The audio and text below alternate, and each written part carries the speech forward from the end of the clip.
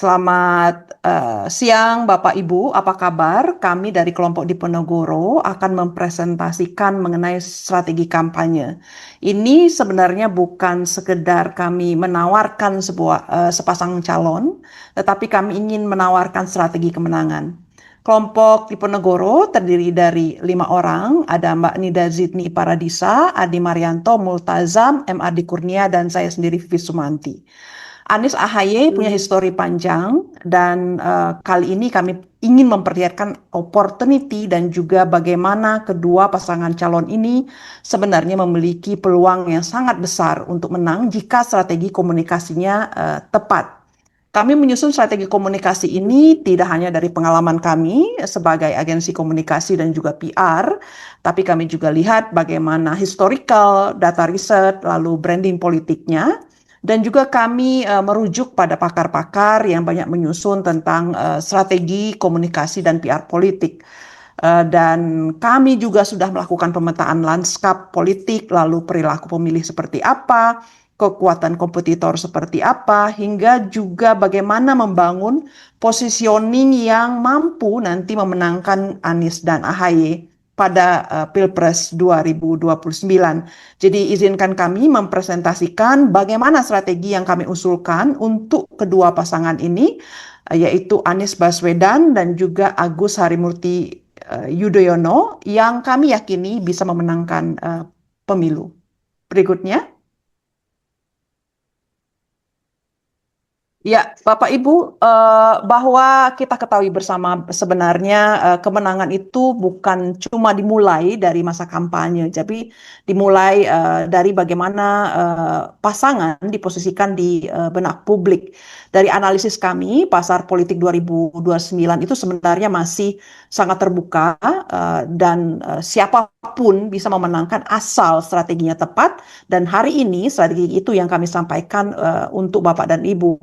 Dan petahana memang saat ini memang masih unggul, namun petahana sebenarnya belum berada pada posisi dominan yang tidak bisa dikalahkan. Karena kalau dari hasil misalnya riset ini ada opportunity yang sangat besar karena dari yang kami dapatkan petahana ini masih under 50% ya suaranya pada tahun 2026 ini. Dan kami juga membagi strategi pertama, yaitu menjadi 3 bagian. Pertama, selalu mendengarkan pasar melalui riset. Kedua, menjaga identitas kandidat agar tidak kehilangan karakternya, jadi karakternya harus kuat. Dan ketiga, membangun komunikasi yang konsisten selama 3 tahun penuh. Berikutnya.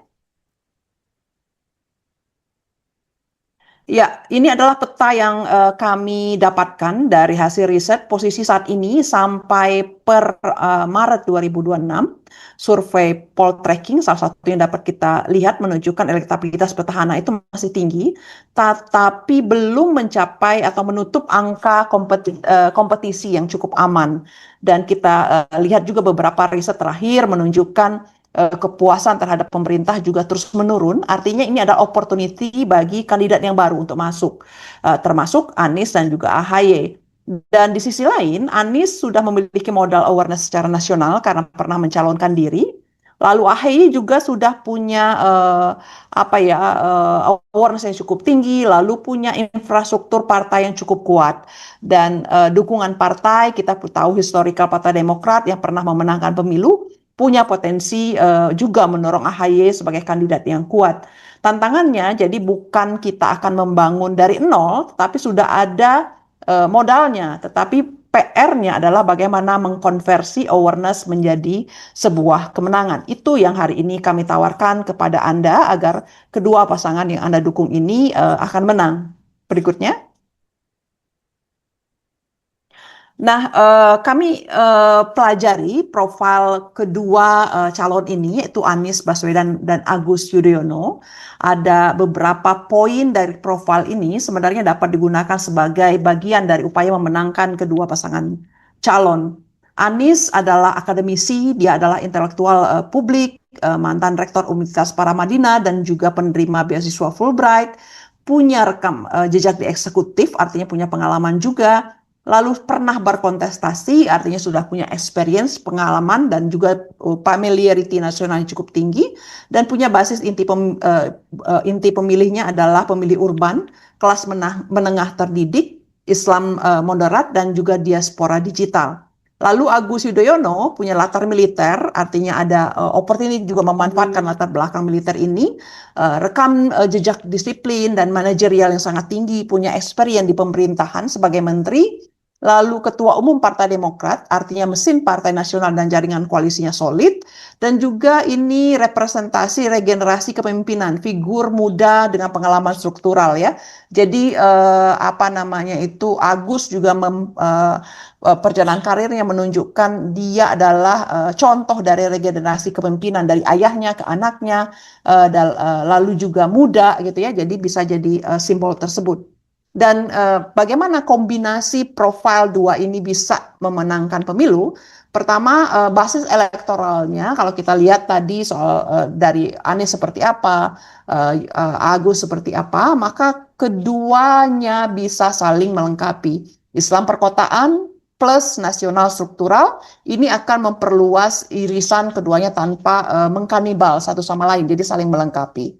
Lalu kompetensi berpasangan, jadi ada antara sipil intelektual, eksekutor disiplin militer, lalu juga antara narasi otak tangan pemerintahan. Jadi kalau kita lihat misalnya Anies otaknya, tangan yang menjalankan dengan experience Agus ini bisa jadi kombinasi yang yang sangat baik. Lalu mesin kampanyenya juga cukup jelas, kader Demokrat kuat, lalu juga dari kelompok Islam ini bisa kita dapatkan dari Anies Baswedan. Dan ada diferensiasi juga dari petahana dengan kondisi dan kritik terhadap pemerintahan saat ini, maka sangat menarik jika bisa menjual regenerasi terukur, jadi bukan soal status quo maupun populisme instan. Jadi ini adalah sebenarnya peluang yang bisa dimanfaatkan untuk memenangkan kedua kandidat ini. Untuk selanjutnya rekan saya akan memberikan strategi kami selanjutnya. Silakan. Baik, terima kasih. Saya akan melanjutkan presentasi sebelumnya. Pada slide kelima ini, kita setelah memahami kandidat, kita memetakan arena pertarungan. Di dalam slide ini dijelaskan bahwa petahana memiliki kekuatan sumber daya dan Deddy Mulyadi memiliki kekuatan populisme. Karena itu kami tidak menyarankan meniru keduanya. Strategi kami adalah mengambil ruang kosong yang belum ditempati siapapun, ya ini kandidat yang matang, teknokratis, namun tetap dekat dengan rakyat. Berikutnya, next slide. Menggunakan analisa SWOT, kekuatan, kelemahan, peluang, dan ancaman. Di dalam analisa ini menunjukkan satu hal, kelemahan terbesar bukan berada pada program, ya ini di sini ditampilkan dalam kotak sebelah kiri, strength, yaitu kombinasi sipil, intelektual, dan militer disiplin yang melengkapi, kemudian mesin Partai Demokrat dan koalisi terstruktur hingga kecamatan. Anies dikenal luas secara nasional sejak Pilpres 2024, basis massa loyal di dua segmen sosialis berbeda. Namun demikian, di dalam ini juga ditampilkan kelemahannya, sehingga isu kekalahan Anies di tahun 2024 dan isu AHY belum teruji pada pemetaan analisa SWOT.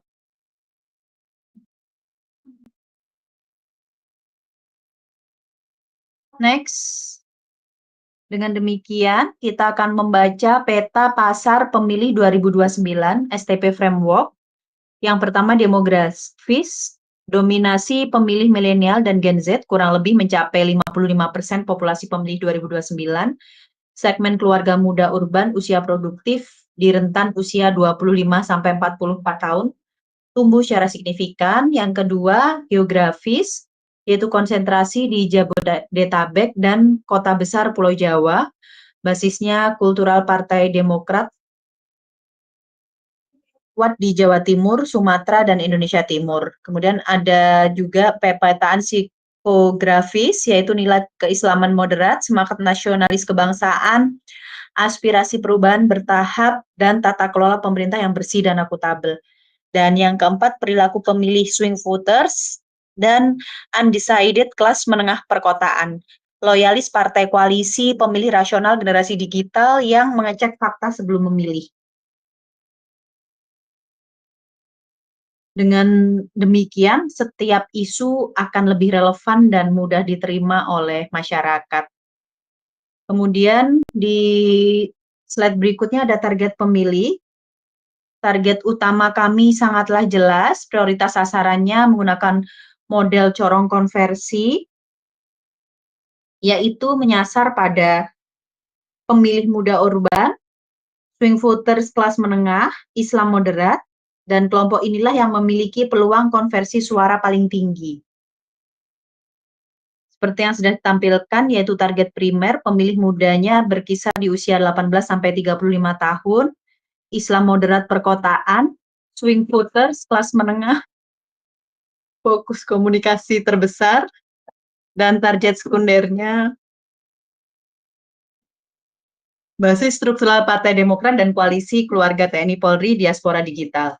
Dan kami juga memetakan target tersiernya pemilih umum undecided voters di luar bisnis inti, jangkauan luas, berbiaya efisien. Demikian penjelasannya.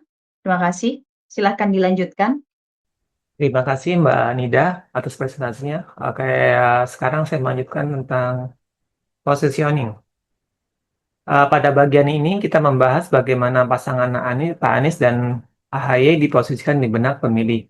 Positioning yang kami usulkan adalah kepemimpinan memang matang, regenerasi tegas, perubahan yang terpercaya. Artinya, pasangan ini tidak hanya menawarkan perubahan, tetapi perubahan yang memiliki dasar pengalaman, kompetensi, dan kredibilitas. Positioning ini dibangun berdasarkan 3 pilar utama. Yang pertama adalah kompetensi. Pak Anies memiliki rekam jejak dalam birokrasi dan prestasi akademik, sedangkan Pak AHY dikenal memiliki disiplin kepemimpinan dan kemampuan yang manajerial. Kombinasi keduanya ini menunjukkan bahwa mereka bukan sekedar menawarkan janji, tetapi memiliki bukti kemampuan untuk menjalankan pemerintahan. Yang kedua adalah integritas. Citra yang ingin dibangun adalah pemimpin yang bersih, taat pada aturan, konsisten antara apa yang disampaikan kepada publik dengan tindakan yang dilakukan. Integritas menjadi faktor penting untuk membangun kepercayaan pemilih. Yang ketiga adalah perubahan yang terukur. Berbeda dengan narasi perubahan yang bersifat radikal, pasangan ini menawarkan perubahan yang realistis dan bertahap. Fokusnya adalah memperbaiki kebijakan yang ada tanpa menciptakan gejolak yang tidak perlu. Selanjutnya, peta persepsi di sebelah kanan, kita dapat melihat posisi strategis masing-masing kandidat. Sumbu vertikal menunjukkan persepsi dari populis hingga teknokratis, sedangkan sumbu horizontal menunjukkan persepsi dari figur baru hingga berpengalaman. Dalam peta ini, Pak Anies dan AHY ditempatkan pada kuadran berpengalaman dan teknokratis. Posisi ini membedakan mereka dari Prabowo Gibran yang lebih dekat dengan pendekatan populis, maupun Deddy Mulyadi yang dipersepsikan sebagai figur baru. Dengan posisi yang tersebut, Pak Anies AHY diharapkan mengisi ruang yang belum banyak ditempati kandidat lain, yaitu sebagai pasangan yang berpengalaman, memiliki kapasitas teknokratis, dan mampu dan namun tetap dekat dengan kebutuhan rakyat. Jadi inti dari positioning ini adalah membangun persepsi bahwa Pak Anies dan AHY merupakan pasangan yang mampu menghadirkan perubahan yang kredibel, didukung oleh kompetensi, integritas, dan berpengalaman, sehingga menjadi alternatif yang dipercaya oleh pemilih.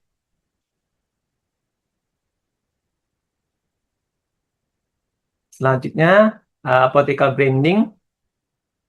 Sistem merek baseline formal kenegarawan. Setelah menentukan positioning, langkah berikutnya adalah membangun political branding yang konsisten. Pada slide ini kami menyusun sistem merek dan brand baseline untuk pasangan Pak Anies dan AHY dengan karakter formal dan berjiwa kenegarawan. Elemen pertama adalah identitas visual. Kami menggunakan monogram AA sebagai simbol yang sederhana, mudah diingat, dan mudah diterapkan di berbagai media kampanye. Tagline yang diusung adalah matang dan tegas, Indonesia maju, yang mencerminkan perpaduan antara pengalaman Pak Anies dan ketegasan AHY, sekaligus memberikan optimisme terhadap arah pembangunan Indonesia. Selanjutnya adalah rasionalisasi warna. Warna navy ini dipilih untuk menggambarkan kepercayaan, profesionalisme, dan kepemimpinan. Warna merah melambangkan keberanian dan semangat nasionalisme. Warna emas mempresentasikan harapan serta aspirasi menuju kemajuan, sedangkan warna putih menunjukkan kejujuran, ketulusan, dan integritas. Kombinasi warna ini diharapkan mampu memperkuat citra sebagai pemimpin yang kompeten sekaligus dapat dipercaya. Kemudian dari sisi nada komunikasi, pasangan ini menggunakan gaya komunikasi yang tenang, meyakinkan, berbasis data, berorientasi pada solusi. Pendekatan ini dipilih agar konsisten dengan positioning mereka sebagai pasangan yang teknokratis dan berpengalaman, sehingga menghindari penyampaian pesan yang berlebihan ataupun serangan personal kepada lawan politik. Yang terakhir, kami juga menetapkan do and don't sebagai pedoman penggunaan identitas merek. Misalnya, seluruh materi resmi menggunakan monogram dan palet warna yang sama agar identitas tetap konsisten. Sebaliknya, logo tidak diubah-ubah dan komunikasi resmi tidak menggunakan bahasa yang agresif, sehingga citra yang dibangun tetap profesional dan berwibawa. Jadi, inti dari political branding ini adalah menciptakan identitas visual dan gaya komunikasi yang konsisten, sehingga masyarakat lebih mudah mengenali dan mengingat Pak Anies dan AHY sebagai pasangan yang matang, tegas, serta memiliki kapasitas kepemimpinan yang nasional. Selanjutnya, konsep 1, merge and mark, cair, penyatu, dan hangat. Pada slide ini, kami menampilkan alternatif desain logo pertama, yaitu konsep merge mark. Ide utama dari logo ini adalah menggambarkan hubungan antara Pak Anies dan AHY sebagai dua tokoh yang berbeda, tetapi mampu berkolaborasi menjadi satu kesatuan. Hal tersebut divisualisasikan melalui dua bentuk oval yang saling bertumpang tindih, sehingga menciptakan area pertemuan yang melambangkan sinergi dan kerjasama. Kami juga menggunakan huruf kecil AA agar identitas visual terasa lebih santai, ramah, dan dekat dengan generasi muda. Pendekatan ini berbeda dari logo politik yang umumnya terlihat formal dan kaku. Selain itu, bentuk logo yang sederhana membuatnya sangat adaptif untuk media digital. Logo ini tetap mudah dikenali ketika digunakan sebagai foto profil media sosial, stiker WhatsApp, favicon website, maupun ikon aplikasi karena tetap terbaca meskipun ukurannya kecil. Karakter yang ingin dibangun melalui konsep ini adalah hangat, cair, kolaboratif, dan digital natif. Artinya, pasangan Pak Anies AHY dipersepsikan sebagai pemimpin yang mampu bekerja sama, mudah didekati, dan relevan dengan gaya komunikasi masyarakat digital saat ini. Oleh karena itu, tagline yang kami anggap paling sesuai adalah bareng melangkah lebih jauh. Tagline ini menegaskan semangat kolaborasi dan optimisme sehingga cocok digunakan pada konten media sosial seperti TikTok, Instagram Reel, maupun kampanye yang menyasar pemilih muda. Jadi konsep pertama ini lebih menonjolkan sisi emosional dan kedekatan dengan masyarakat, khususnya generasi muda, melalui identitas visual yang sederhana, modern, dan mudah diingat. Selanjutnya ada konsep kedua, momentum mark, berani, energik, dan progresif. Selanjutnya adalah alternatif logo kedua, yaitu konsep momentum mark. Berbeda dengan konsep pertama yang lebih menonjolkan kedekatan dan kolaborasi, konsep ini lebih menekankan semangat kemajuan, keberanian, dan energi perubahan. Logo dibentuk dari 3 bilah yang terus naik berbentuk arah ke atas, sehingga secara visual menyerupai panah dan chevron. Bentuk ini melambangkan pertumbuhan, percepatan, dan tekad untuk membawa Indonesia terus maju.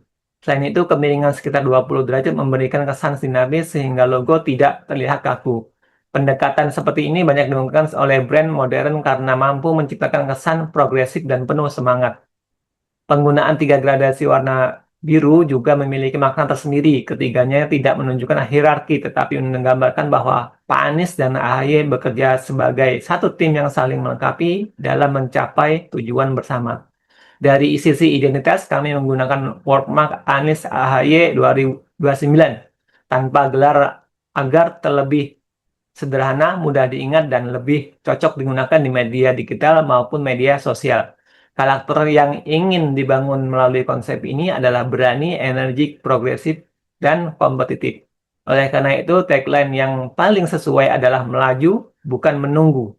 Tagline ini memberikan kesan optimis dan mengajak masyarakat untuk bergerak bersama sehingga sangat cocok digunakan pada materi kampanye seperti debat, billboard, maupun iklan televisi.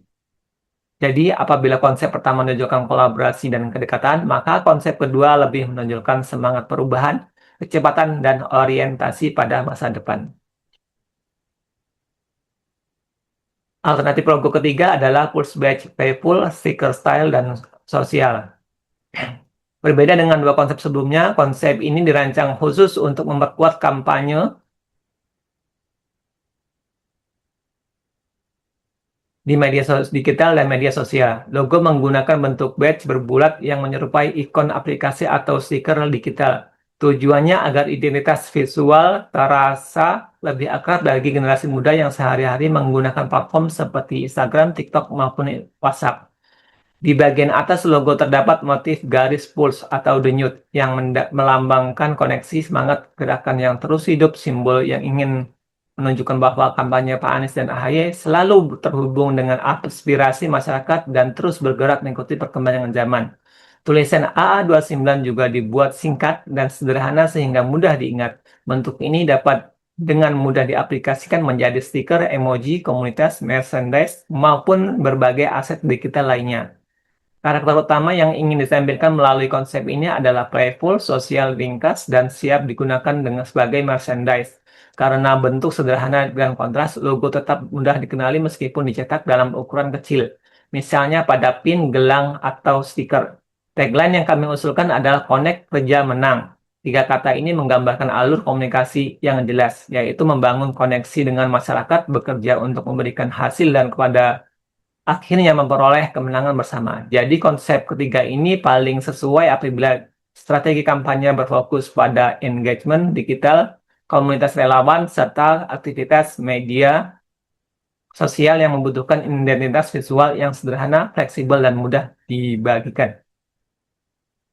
Sebagai penutup dari ketiga alternatif logo ini, kami juga merekomendasikan agar melakukan survei preferensi visual atau A/B testing kepada target pemilih sebelum menentukan logo final, sehingga identitas yang dipilih benar-benar sesuai dengan persepsi dan preferensi masyarakat. Untuk selanjutnya, saya akan dibicarakan oleh Mas Multazam. Silakan Mas Multazam. Baik, terima kasih. Pada slide ini kami akan memaparkan tentang arsitektur pesan atau message host. Nah, setelah memahami peta politik dan segmentasi pemilih, pertanyaan berikutnya adalah apa satu pesan utama yang harus selalu diingat publik?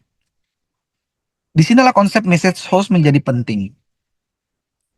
Kami meyakini bahwa kampanye yang kuat bukanlah kampanye yang setiap hari berganti narasi yang mengikuti tren, melainkan kampanye yang memiliki satu gagasan besar yang konsisten. Karena itu kami merumuskan big idea tentang kepemimpinan yang matang, regenerasi yang tegas, perubahan yang terpercaya. Dari gagasan besar tersebut, lahirlah 3 pilar utama. Pertama, yakni kompetensi dan rekam jejak. Kedua adalah integritas dan kepercayaan.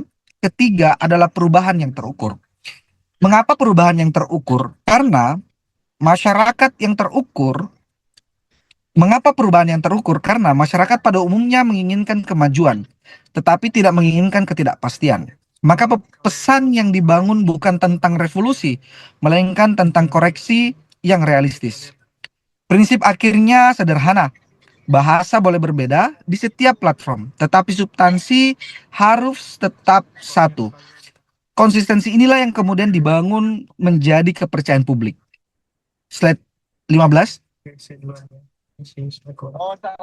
Nah, narasi per fase dan pesan per segmen. Dalam komunikasi politik, waktu seringkali sama pentingnya dengan isi pesan. Karena itu, kami membagi kampanye ini ke dalam 3 fase. Selanjutnya, yakni slide 15. Oke. Nah, kami membagi dalam 3 fase. Pertama yaitu perkenalan. Fokusnya itu adalah meminta masyarakat untuk memilih, tetapi tetap membangun kembali kedekatan atau memperkenalkan chemistry pasangan. Fase kedua adalah persuasi. Pada tahap ini, publik mulai diajak membandingkan gagasan publik mulai diajak untuk membandingkan gagasan, rekam jejak dan program secara rasional.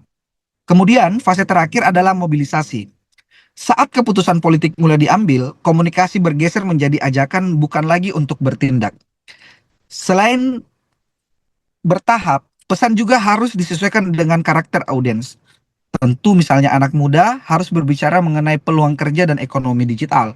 Basis misalnya religius, misalnya Islam moderat, lebih dekat dengan pesan kepemimpinan yang mendengarkan aspirasi umat. Sementara kelompok nasionalisme dan keluarga besar TNI Polri lebih relevan dengan narasi disiplin dan tata kelola negara. Artinya, suatu visi dapat disampaikan dengan bahasa yang berbeda, akan tetapi tidak harus menghilangkan identitas utamanya. Slide selanjutnya. Oke, di sini adalah manajemen juru bicara dan krisis. Strategi komunikasi tidak hanya berbicara tentang bagaimana menyampaikan pesan, tetapi juga siapa yang menyampaikannya. Karena itu, kami membangun struktur juru bicara yang berlapis. Isu strategis nasional disampaikan langsung oleh kandidat. Isu harian cukup dijawab oleh juru bicara resmi, sedangkan relawan dan influencer berfungsi memperluas jangkauan cerita di ruang digital. Hal lain yang tidak kalah penting adalah kesiapan menghadapi krisis. Misalnya, di era media sosial, persepsi publik dapat berubah hanya dalam hitungan jam. Maka, kami mengusulkan prinsip golden hour, yaitu setiap isu strategis harus mendapatkan respon resmi dalam waktu kurang dari 2 jam. Namun, yang terpenting bukan hanya tentang responnya cepat, melainkan tepat juga. Fokusnya bukan memperpanjang polemik, tetapi mengembalikan perhatian publik kepada rekam jejak, fakta, dan juga solusi. Slide selanjutnya. Nah, kita ngambil istilah narasi pivot.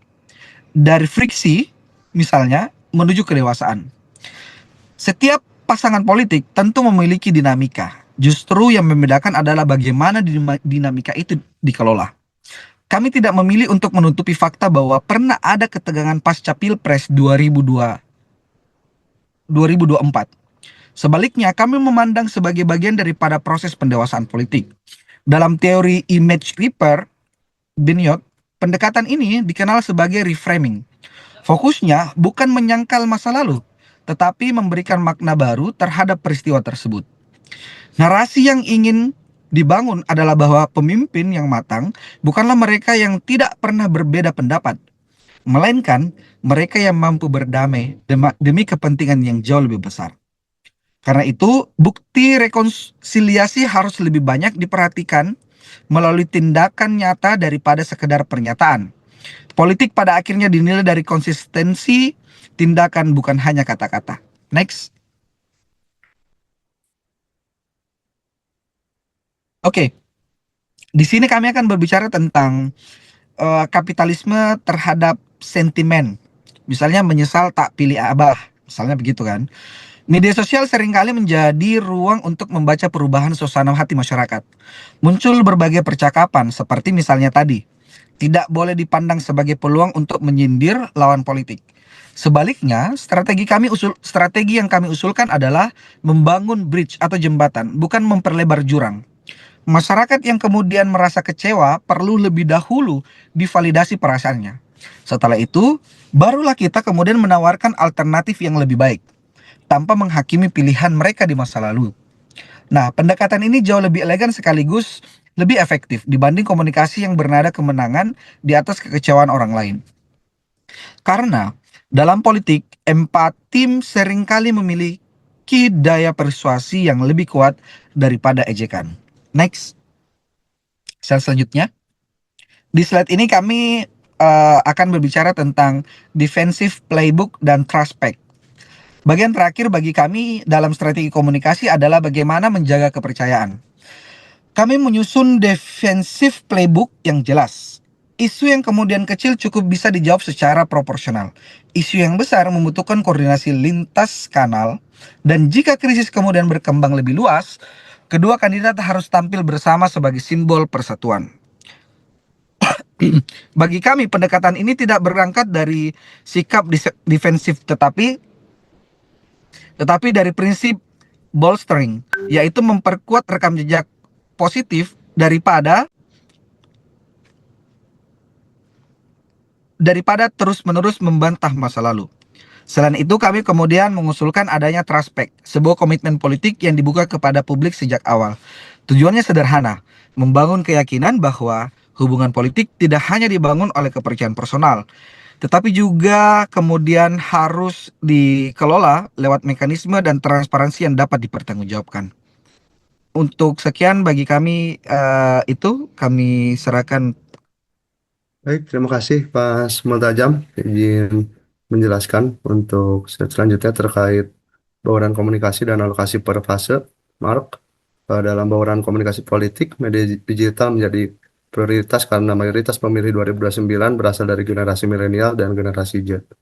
Menurut data KPU tahun 2026, pemilih milenial dan generasi Z mendominasi untuk daftar pemilih di tahun 2029.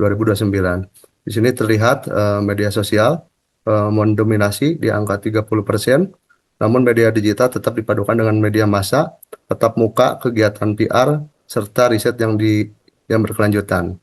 Setiap platform memiliki fungsi yang berbeda. TikTok juga digunakan untuk meningkatkan engagement, dan Instagram membangun citra visual, dan YouTube digunakan untuk narasi yang lebih mendalam. Sedangkan X dimanfaatkan untuk rapid respon terhadap isu politik yang berkembang. Di sini juga ada terkait PR dan debat. Ini juga menjadi dampak yang lumayan untuk pemilih, ada di angka 15%, dan riset dan social listening ada sebesar 15%. Ada pergeseran bobot per fase. Fase pertama perkenalan dominasi digital untuk awareness cepat dan efisien, dan fase kedua persuasi media massa dan PR memperkuat kredibilitas nasional. Dan selanjutnya fase ketiga mobilisasi grassroots memimpin eksekusi GOTV dan pengawalan suara. Lanjut, Mas.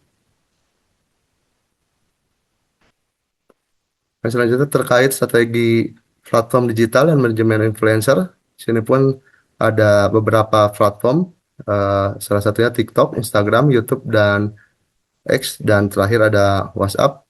Mereka pun mempunyai fungsi masing-masing. TikTok menjangkau generasi Z dan first time voter, humanis, AHY dan Anies, dan dengan format unggulan short form storytelling dari warga behind the scene. Terkait frekuensinya ada sekitar 2-3 kali sehari. Adapun Instagram untuk membangun citra dan narasi visual.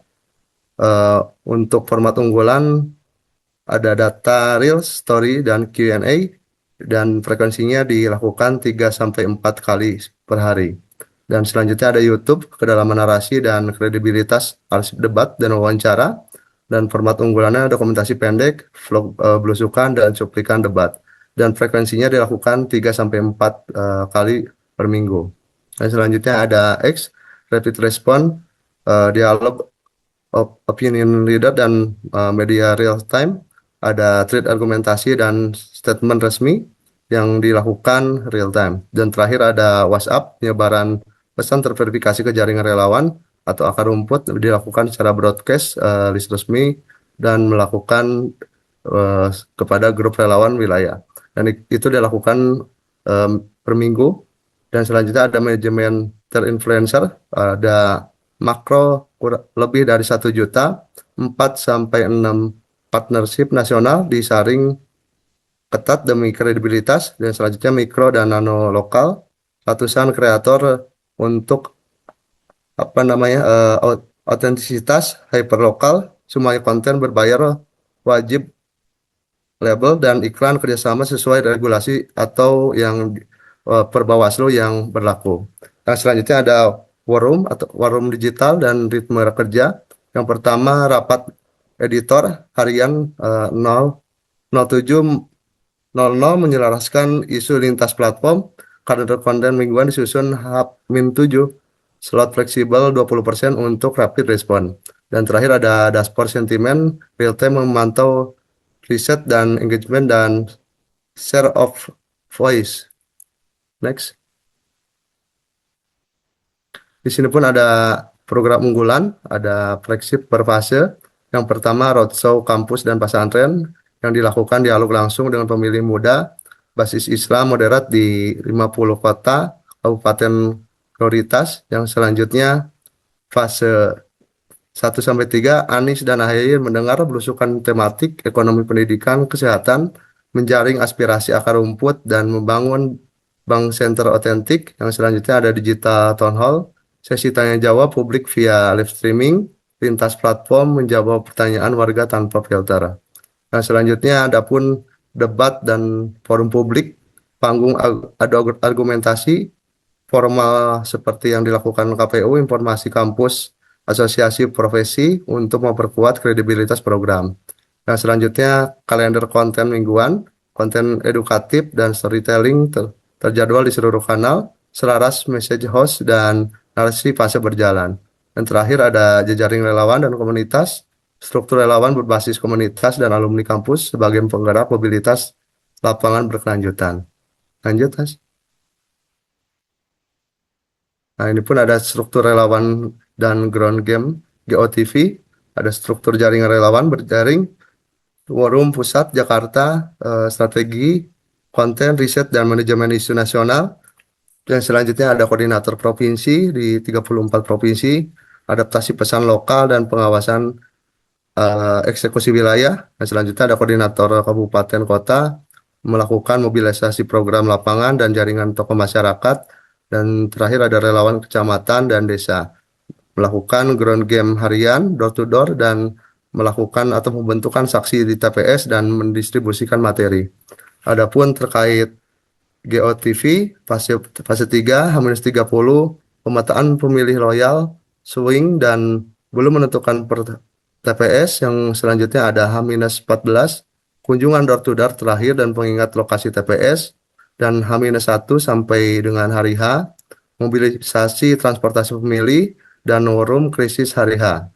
Dan H-0 jaringan saksi TPS terlatih untuk mengawal rekapitulasi suara.